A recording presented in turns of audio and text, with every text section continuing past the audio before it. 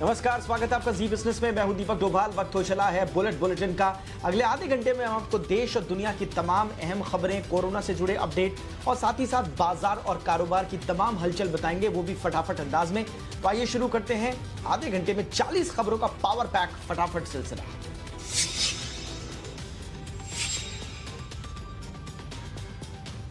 प्रधानमंत्री नरेंद्र मोदी ने आज इनकम टैक्स से जुड़े नए प्लेटफॉर्म की शुरुआत कर दी है। इस प्लेटफॉर्म को transparent taxation honouring the honest ये नाम दिया गया है। इसके तहत टैक्स पेयर्स को faceless assessment, tax payer charter और फेसलेस अपील की सुविधा मिलेगी। इसके जरिए टैक्स देने में भी आसानी होगी। फेसलेस असेसमेंट की सुविधा 25 सितंबर से लागू हो जाएगी। इस मौके पर पीएम मोदी ने कहा कि देश में चल रहा स्ट्रक्चरल रिफॉर्म का सिलसिला आज एक नए पड़ाव पर पहुंच गया है।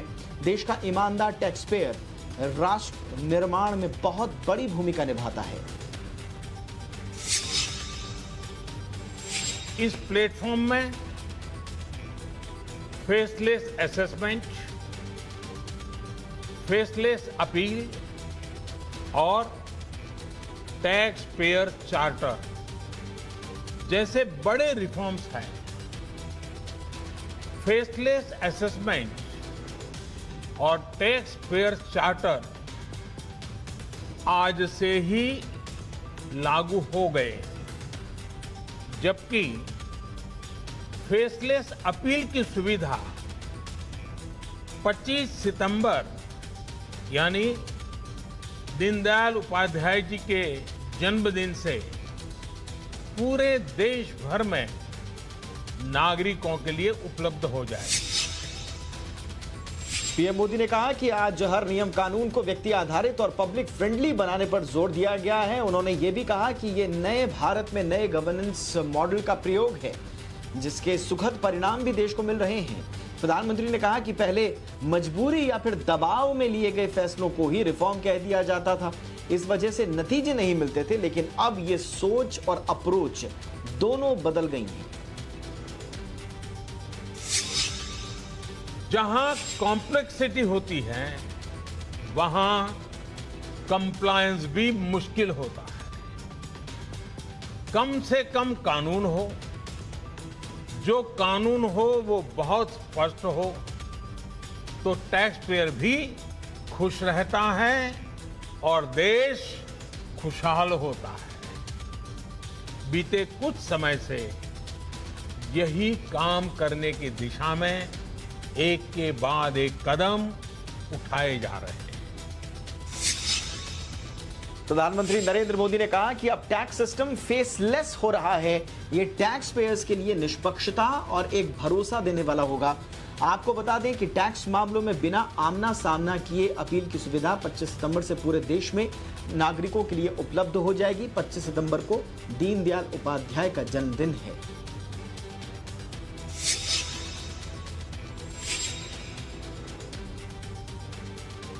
बेंगलुरु हिंसा मामले में 4 एफआईआर दर्ज की गई हैं। हिंसा फैलाने वालों के खिलाफ कई मामलों में केस दर्ज किया गया है। जी मीडिया के पास बेंगलुरु मामले में दर्ज सभी एफआईआर की कॉपी मौजूद है। बेंगलुरु के डीजे हल्ली और केजी हल्ली थाना क्षेत्र में एफआईआर दर्ज की गई है। मंगलवार रात हुए दंगों के आरोप में अब तक 146 लोगों को गिरफ्तार किया गया है। इस दंगे में 3 लोगों की मौत हो गई है। कांग्रेस विधायक श्रीनिवास मूर्ति के भतीजे पर विवादित पोस्ट का आरोप है। विवादित पोस्ट के बाद बेंगलुरु में दंगे हुए।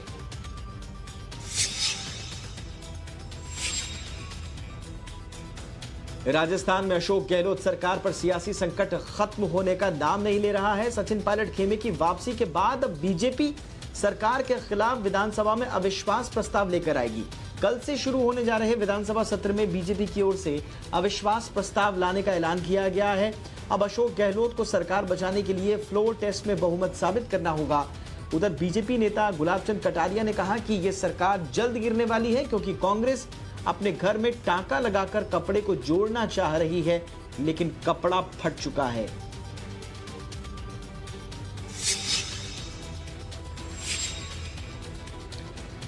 राजस्थान में सियासी उठापटक के बाद अब सीएम अशोक गहलोत भी डैमेज कंट्रोल में लग गए हैं।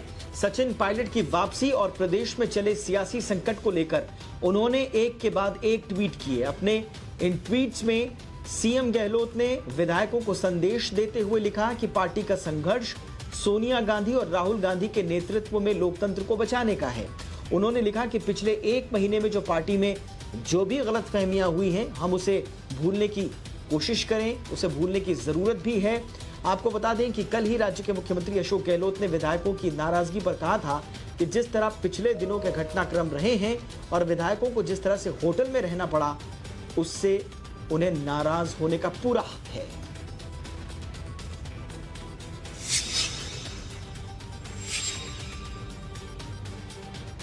आरएसएस के सरसंघ चालक मोहन भागवत ने कहा है कि स्वदेशी का अर्थ जरूरी नहीं कि सभी विदेशी उत्पादों का बहिष्कार किया जाए।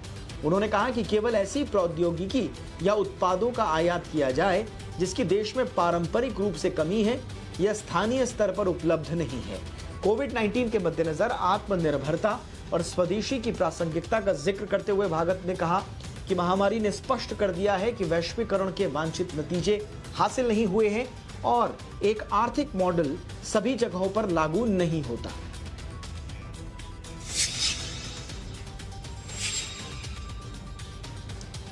प्रधानमंत्री नरेंद्र मोदी आज अटल बिहारी वाजपेयी को पीछे छोड़ते हुए सबसे लंबे वक्त तक सत्ता में रहने वाले गैर कांग्रेसी प्रधानमंत्री बनने का रिकॉर्ड कायम कर चुके हैं। वाजपेयी अपने सभी कार्यकालों को मिलाकर 2268 दिनों तक देश के प्रधानमंत्री रहे थे। प्रधानमंत्री मोदी ने आज उन्हें इस मामले में पीछे छोड़ दिया। वाजपेयी 3 बार भारत के प्रधानमंत्री रहे। पहली बार वो 1996 में पीएम बने, बहुमत साबित नहीं कर पाए। उसके बाद 1998 और 99 में प्रधानमंत्री बने और फिर 2004 तक सत्ता में रहे।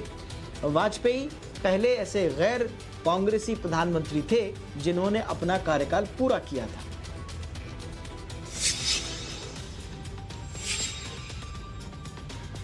देश में पिछले 24 घंटों में कोरोना के रिकॉर्ड नए केसेस सामने आए हैं। पहली बार करीब 67,000 नए केसेस दर्ज हुए हैं और 942 लोगों की मौत हुई है। इससे पहले 9 अगस्त को रिकॉर्ड 64,399 केसेस आए थे। फिलहाल देश में कोरोना संक्रमितों की संख्या 24 लाख के करीब पहुंच गई है और देश में एक्टिव केसों की संख्या 6,53,000 के पार है। देश में कोरोना से औसत रिकवरी दर 70% से ज्यादा हो गई है। इसके साथ ही देश भर में एक दिन में सबसे ज्यादा 7,33,449 टेस्ट भी किए गए। वहीं अब तक कोरोना से 47,000 से ज्यादा लोगों की मौत भी हो चुकी है।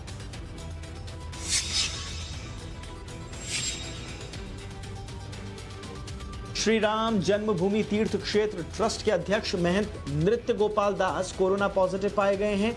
नृत्य गोपाल दास को सांस लेने में दिक्कत हो रही थी। इसके बाद उनका कोरोना टेस्ट कराया गया, उन्हें ऑक्सीजन लगाया गया है। नृत्य गोपाल दास मथुरा में थे जब उनका कोरोना टेस्ट पॉजिटिव आया।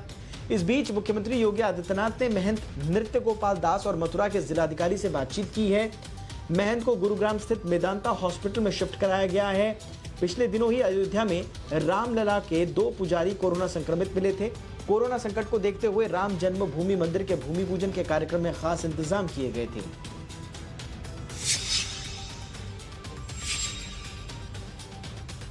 बाजार की लगातार दूसरे दिन बाजार गिरावट के साथ बंद हुए हैं। आज निफ्टी 8 अंकों की गिरावट के साथ 11,300 के स्तर पर बंद हुआ। वहीं सेंसेक्स 59 अंक गिरकर 38,310 के स्तर पर बंद हुआ। हालांकि निफ्टी 11,000 के अहम स्तर पर बंद होने में कामयाब रहा। आज निफ्टी पर चढ़ने वालों में टाटा मोटर्स, L&T, हिंडाल्को और टाइटन रहे, जबकि सन फार्मा, आइशर मोटर्स और भारती एयरटेल गिरकर बंद हुए।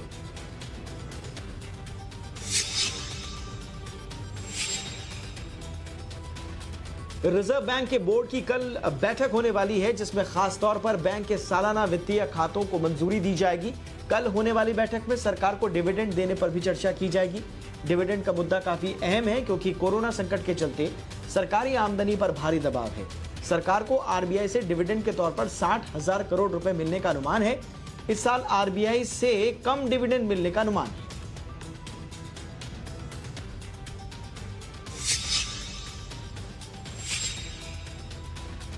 मार्च महीने में BS4 गाड़ियां खरीदने वाले हजारों लोगों को सुप्रीम कोर्ट ने राहत दी है।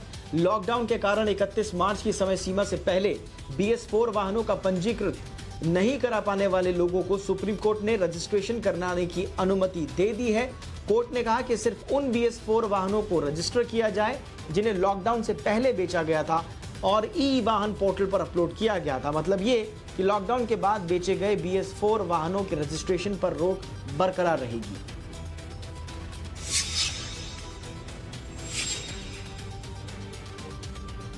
भारत में बैन के बाद चाइनीज ऐप टिकटॉक यहां दोबारा आने के लिए बेकरार है। टिकटॉक की पेरेंट कंपनी बाइटडांस इसके भारतीय कारोबार को बेचने की योजना बना रही है। मीडिया रिपोर्ट्स के मुताबिक बाइटडांस अपने शॉर्ट वीडियो ऐप टिकटॉक के भारतीय कारोबार को RIL को बेच सकती है। इस बारे में दोनों कंपनियों के बीच जुलाई के आखिर में बातचीत शुरू हुई थी। हालांकि दोनों कंपनियां अभी किसी सौदे पर नहीं पहुंची हैं। इस पर रिलायंस और बाइटडांस ने कोई प्रतिक्रिया फिलहाल नहीं दी है।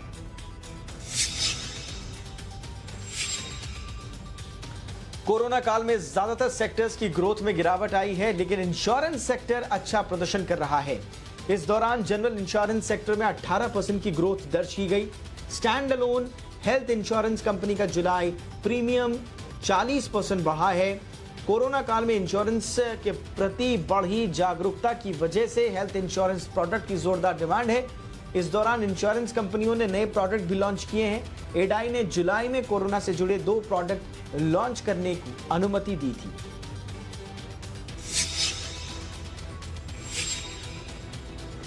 जायडस कैडिला ने कोरोना के इलाज में इस्तेमाल होने वाली दवा रेमडेसिविर को रेमडेक ब्रांड से लॉन्च किया है।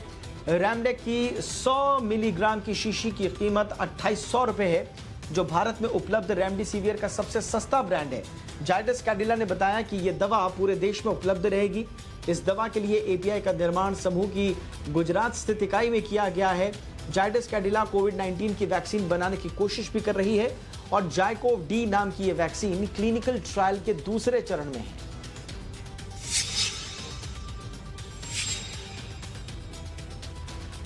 IPL 2020 के टाइटल स्पॉन्सरशिप के लिए पतंजलि के बाद अब एजुकेशन टेक कंपनी अनअकैडमी भी मैदान में आ गई है।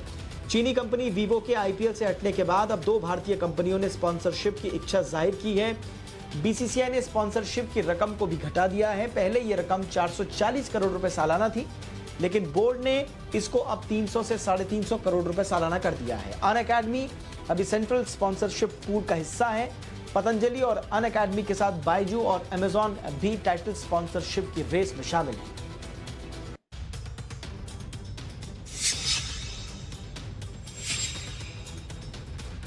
अब आप बिना बैटरी लगे इलेक्ट्रिक गाड़ियों को खरीदारी भी कर सकते हैं। केंद्र सरकार ने ऐसी इलेक्ट्रिक गाड़ियों की बिक्री और रजिस्ट्रेशन की अनुमति दे दी है।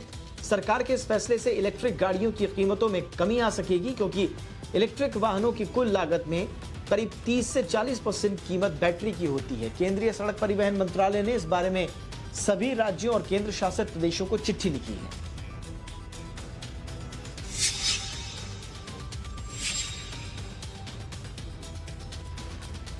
कोरोना के चलते इस साल ज्यादातर ऑफिसों में वर्क फ्रॉम होम जारी रहने की संभावना है। एक अखबार की ओर से कराए गए सर्वे में 10 में से 7 कर्मचारी चाहते हैं कि पूरे साल वर्क फ्रॉम होम चलता रहे। 10 में से सिर्फ 3 कर्मचारियों ने ही ऑफिस जाने की इच्छा जाहिर की है। यह सर्वे 15 सेक्टर की करीब 550 कंपनियों में किया गया। जिन 30% लोगों ने ऑफिस जाने की इच्छा जाहिर की है, उनमें से अधिकतर मैनेजर के रोल वाले कर्मचारी हैं। इस सर्वे में भारत की टॉप IT कंपनियों, 4 बड़े कंसल्टेंट प्लेयर, MNCs, ई-कॉमर्स कंपनियां, ऑटो कंपनियां और बैंकों को शामिल किया गया।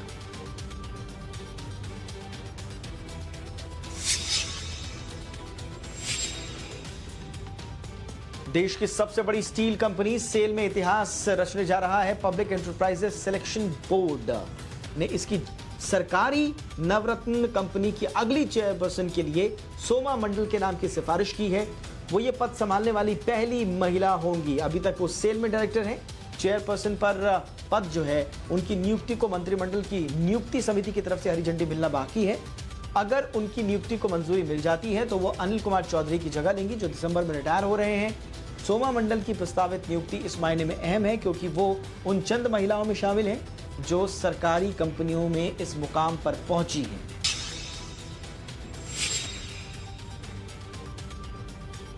पंजाब कांग्रेस के पूर्व अध्यक्ष और राज्यसभा सांसद प्रताप सिंह बाजवा ने मुख्यमंत्री कैप्टन अमरिंदर सिंह पर जुबानी हमले तेज कर दिए हैं।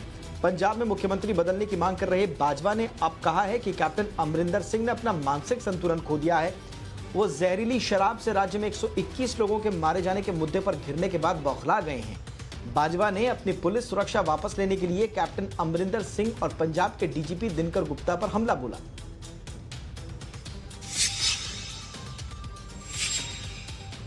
आम आदमी पार्टी ने राजौरी गार्डन के पूर्व विधायक रहे जरनैल सिंह को पार्टी की प्राथमिक सदस्यता से निलंबित कर दिया है। आरोप है कि जरनैल सिंह ने 11 अगस्त को अपने फेसबुक पोस्ट में हिंदू देवी देवताओं पर विवादित पोस्ट की थी। आम आदमी पार्टी ने जरनैल सिंह को कारण बताओ नोटिस जारी करते हुए पूछा है कि उनको प्राथमिकता सदस्यता से बर्खास्त क्यों न किया जाए। इस मामले की जांच होने तक पूर्व विधायक जरनैल सिंह पार्टी की सदस्यता से निलंबित है।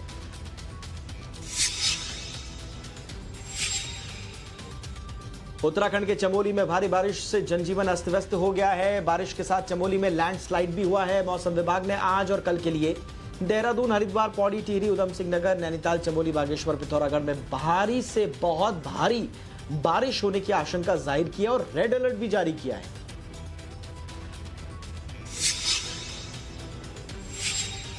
दिल्ली एनसीआर में कल रात हुई मूसलाधार बारिश की वजह से लोगों को परेशानियों का सामना करना पड़ा। भारी बारिश की वजह से कई जगहों पर जल जमाव हो गया, जिसके कारण लोगों को लंबे जाम से परेशान भी होना पड़ा। रात भर हुई बारिश के बाद सुबह आईटीओ, 3 मूर्ति मार्ग और उद्योग भवन के पास लंबा जाम लग गया। मौसम विभाग ने अगले 2 दिन दिल्ली और आसपास के इलाकों में भारी बारिश का अनुमान जाहिर किया है। दिल्ली में बदले मौसम के बीच स्वतंत्रता दिवस समारोह की लाल किले पर फुल ड्रेस रिहर्सल की गई। फुल ड्रेस रिहर्सल में थल सेना, वायुसेना और नौसेना के जवान परेड करते नजर आए। इस साल भी थल सेना, वायुसेना और नौसेना के जवान गार्ड ऑफ ऑनर देंगे। इस बार करीब 22 जवान और अफसर ही इसमें शामिल होंगे।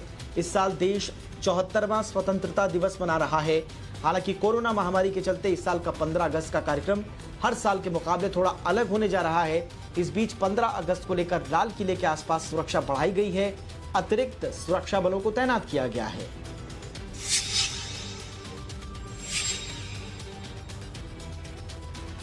ईडी ने एक्टर सुशांत सिंह राजपूत मामले में उनके बॉडीगार्ड से पूछताछ की।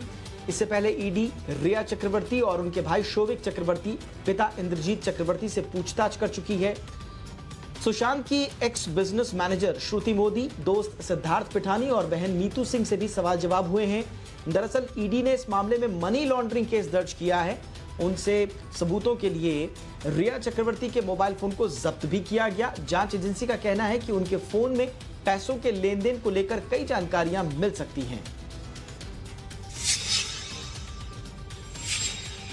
खबर है कि सलमान खान ने अपनी फिल्मों में लाइनअप में बड़ा बदलाव किया है। राधे की शूटिंग खत्म करने के बाद पहले सलमान कभी ईद कभी दिवाली और मुल्शी पैटर्न की रीमेक शूट करने वाले थे, मगर अब वो यशराज की टाइगर सीरीज की तीसरी फिल्म और किक 2 पर काम करेंगे। राधे के पूरा होते ही सलमान अगले साल फरवरी में टाइगर 3 के लिए विदेश रवाना होंगे। उसके बाद किक 2 पर फोकस करेंगे।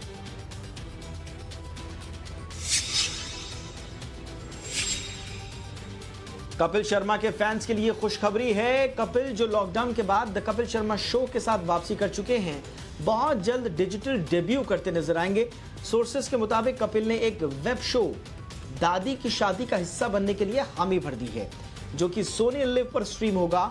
सीरीज को लेकर बातचीत पिछले साल से चल रही थी, लेकिन कपिल ने इसके लिए अब जाकर समय निकाला है।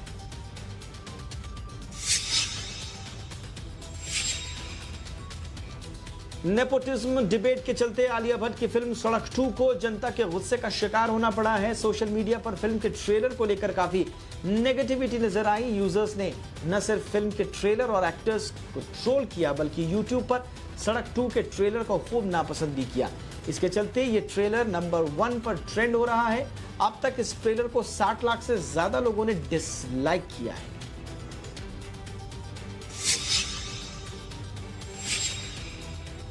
कुछ दिनों पहले ही जी बिजनेस ने आपको बताया था कि शाहरुख खान और दीपिका पादुकोण जल्द ही सिद्धार्थ आनंद की फिल्म पठान में दिखेंगे। ताजा जानकारी के मुताबिक ये फिल्म इसी साल नवंबर में फ्लोर पर आ जाएगी। फिल्म को जो प्री प्रोडक्शन पर है वो काम चल रहा है और वीडियो कॉल्स के जरिए प्लानिंग की जा रही है। रिपोर्ट्स की माने तो साल के अंत तक किसी हाल में शाहरुख खान की फिल्म की शूटिंग शुरू हो सकती है, क्योंकि वो ऐसा चाहते हैं कि जल्द से जल्द शूटिंग शुरू हो।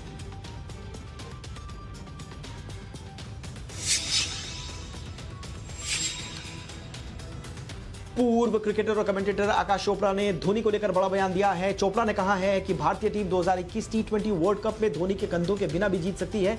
चोपड़ा ने कहा कि भारतीय टीम में इतनी क्षमता है कि वो 2021 टी20 वर्ल्ड कप में धोनी के बिना उतर सकती है। आकाश चोपड़ा यहां तक कह गई कि ये वर्ल्ड कप 2021 के आखिर में खेला जाएगा और इसमें महेंद्र सिंह धोनी को शामिल किया जाना एक अच्छा विचार नहीं होगा। आपको बता दें कि धोनी ने अभी कहा था कि वो तब तक क्रिकेट खेलेंगे जब तक कि वो टीम में सबसे तेज दौड़ने वाले से भी तेज दौड़ते हैं। ऑस्ट्रेलिया के पूर्व क्रिकेटर एडम गिलक्रिस्ट ने टेस्ट से संन्यास के 12 साल बाद उसके कारणों से पर्दा उठाया है। गिलक्रिस्ट ने कहा कि वीवीएस लक्ष्मण का कैच छोड़ने के बाद ही उन्होंने टेस्ट क्रिकेट छोड़ने का फैसला किया था। उन्होंने ये भी कहा कि दिग्गज बल्लेबाज लक्ष्मण और ऑफ स्पिनर हरभजन सिंह ने 2000 की शुरुआत में ऑस्ट्रेलिया टीम के लिए मुश्किलें खड़ी कर दी थी। 48 साल के गिलक्रिस्ट ने कहा कि लक्ष्मण भारत के बाकी बल्लेबाजों के साथ हमारे खिलाफ काफी रन बनाते थे और फिर इसके बाद हरभजन आकर हमारे विकेट ले लेते थे।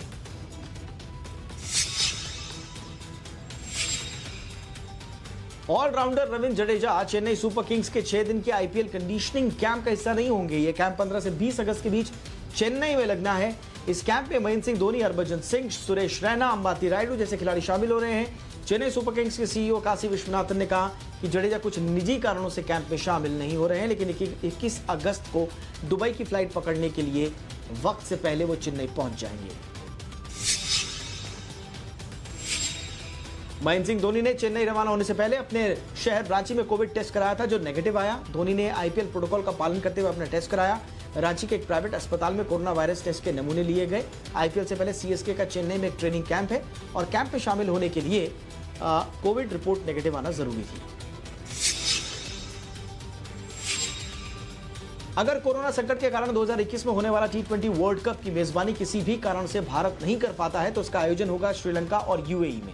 आईसीसी ने भारत के टी20 वर्ल्ड कप की मेजबानी न कर पाने की सूरत में बैकअप के तौर पर इन दोनों देशों का नाम पर मुहर लगा दी है।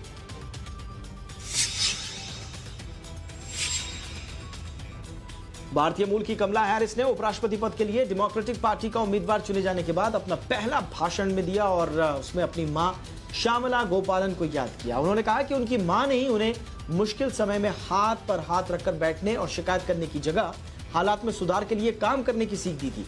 हैरिस ने कहा कि उनकी मां की उनके जीवन में अहम भूमिका है। कमला ने कहा कि उनकी मां श्यामला ने उन्हें और उनकी बहन माया को सिखाया कि आगे बढ़ते रहना ही जीवन है। उन्होंने सिखाया कि हाथ पर हाथ रखकर मत बैठो, चीजों के बारे में शिकायत मत करो, बल्कि कुछ करके दिखाओ। हैरिस के पिता जमैका के मूल निवासी हैं और उनकी मां भारतीय है।